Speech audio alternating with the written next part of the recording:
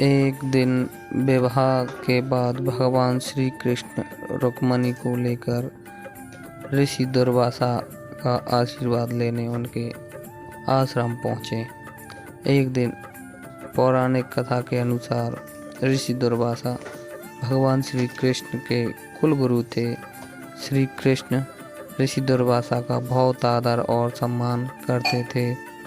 ऋषि दुर्वासा का आश्रम श्री कृष्ण की नगरी द्वारका से कुछ दूरी पर था। आश्रम पहुंचकर भगवान श्री कृष्ण और रुक्मिणी ने ऋषि दुर्वासा का आशीर्वाद लिया और उन्हें महल आकर भोजन ग्रहण करने के लिए आमंत्रित किया। ऋषि दुर्वासा ने इस निमंत्रण को स्वीकार कर लिया, लेकिन श्री कृष्ण के सामने एक शर्त भी रख दी। शर्त यह थी कि जिस रथ से भगवान श्री कृष्ण और रुक्मिणी आए हैं, उस रथ से वे महल नहीं जाएंगे। वे तभी महल जाएंगे जब उनके लिए नया रथ मंगवाया जाएगा। भगवान श्री कृष्ण ने पहले रुक्मिणी की तरफ देखा और फिर ऋषि दुर्वासा के सामने हाथ जोड़कर कहा कि हे गुरुवर, जैसा आप चाहते हैं वैसा ही होगा। मैं अभी आपके लिए एक नया रथ मंगवाता हूँ। पर भगवान किसी कारण से नए रथ का प्रबंध नहीं कर पाए और इसलिए उन्होंने अपने रथ के दोनों घोड़ों को निकाल दिया और उनकी जगह श्री कृष्ण और रुक्मिणी स्वयं रथ में जुट गए। ऐसा करने के बाद दोनों ने ऋषि दुर्वासा से रथ पर आने की प्रार्थना की, जिसे उन्होंने मान लिया। इसके बाद ऋषि दुर्वासा रथ पर चढ़ गए और भगवान श्री कृष्ण और रुक्मिणी दोनों मिलकर रथ को खींचने लगे।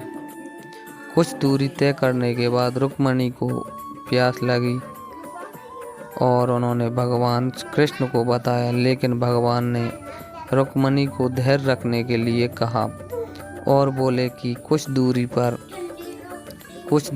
और रथ को खींच लो, इसके बाद हम महल पहुंच जाएंगे। लेकिन रुक्मिणी का गला सूखने लगा और वे परेशान होने लगीं।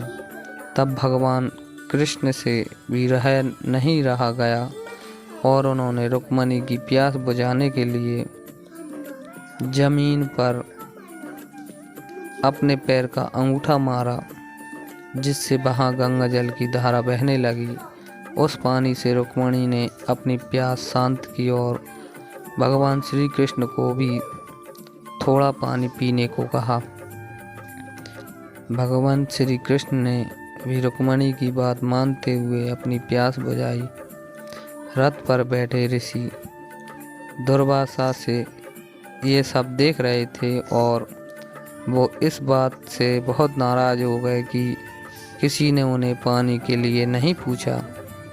वे बोले कि तुम दोनों ने अपनी प्यास बुझा ली, लेकिन मुझसे भी पूछा भी नहीं। तब क्रोध में आकर ऋषि दुर्वासा ने भगवान श्री कृष्ण और देवी रुक्मिणी को 12 साल तक अलग रहने का श्राप दिया। इस श्राप के कारण भगवान श्री कृष्ण और रुक्मिणी को अलग होना पड़ा और यही कारण है कि देवी रुक्मिणी का मंदिर भगवान कृष्ण के मंदिर से दूर है। दोस्तों, अगर वीडियो आपको अच्छी लगी हो तो कमेंट करें, लाइक करें और वीडियो को सब्सक्राइब करें। धन्यवाद।